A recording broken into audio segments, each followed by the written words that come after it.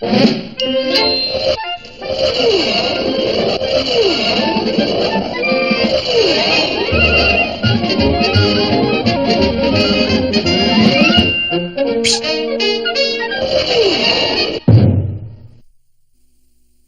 in the dramatic story of the monstrous mechanical metal-munching moon mice, our cast of characters grows and grows. On the one side are our heroes, Rocky and Bullwinkle, and their friends, Gidney and Cloyd, the moon men. On the other side, there are 100,000 moon mice. Count them, 100,000. Plus their leader, the Big Cheese. Alias Boris better, no? And the arch-fiend behind the whole scheme, direct from the moon, Mr. Big himself. Hello there, fans. Mr. Big's plot was fiendishly simple. But I explain anyway. It goes something like this. The mouse A eats the TV antenna B. Then the viewer C gets disgusted and leaves for some other country, D, where he can watch the Late Late Show. E. Then we move in and take over the whole country. And what letter is that? What else? USA. So far, his plan is working just fine, and our heroes are feeling very low. Gee, I'm feeling very low. Yeah, you too. 'Cause I'm facing my TV set and it's bust. Oh, cheer up, Rock. Looky, I found my old ukulele. Let me regale you with a ditty. No thanks, Bullwinkle. I'm Lulu, baby. Where'd you get them eyes and that sweet complexion that I like? Please, Bullwinkle. Oh, well, maybe you prefer come along to Auntie Skinner's chicken dinner. Do you want no picnic? Enough already! Well, Rocky, this certainly proves one thing. What's that? There are some things worse than no television. But if Cloyd could have been outside the house at that moment, And you know that I am. he would have seen a fearsome sight. Oh, for Earth's sake! We're surrounded by moon mice! Sure enough, it looked as if the moon mice were moving in for the kill, led, of course, by the Big Cheese himself, Boris Bennett. Boris, why, he isn't here.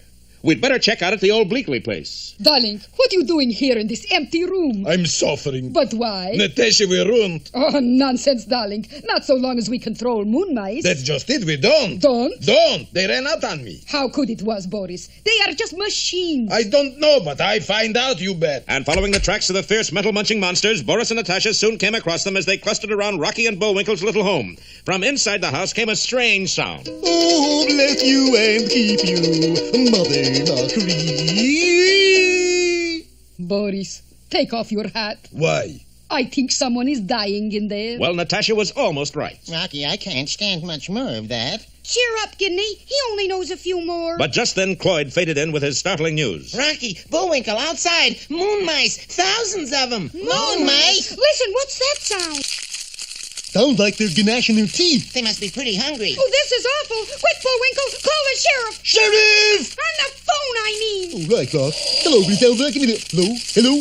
Save your breath, Bullwinkle. Look here. Sure enough, just outside the window, an enormous moon mouse was just devouring the phone wire like a piece of spaghetti. All right, fellas, let's stick together now. We'll sell our lives dearly. Gidney, this is no time to talk business. And our friends huddled together for a last-ditch stand. Don't miss our next laugh-filled episode. Laugh-filled? Yeah, it's a scream. Bullwinkle bellows again, or moonin' low.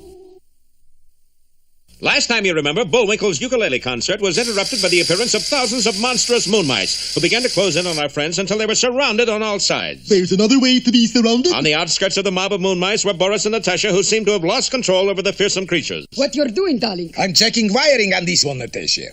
Crossover terminal here, overload plate there. Where does this wire go, darling? Natasha, please, that may be live wire. How do I know if it's live wire? Well, if you touch it like this and it goes... Boris!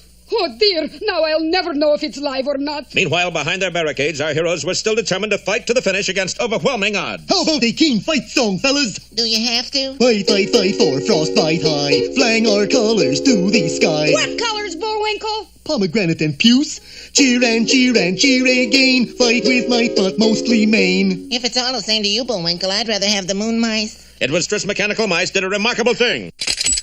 Bullwinkle, they're applauding. I can't think why. Sure enough, the moon mice seemed entranced by Bullwinkle's song. Rocky, they're not here as a menace. No? They're here as an audience. A friendly audience. That means Bullwinkle must be able to control them with his voice. Bullwinkle, you're an honest-to-goodness Pied Piper. With my own set of pipes, too. You're a regular Elvis Pretzel. Meantime, Natasha was trying to revive a shocked Boris. Out goes the good air. In comes the bad.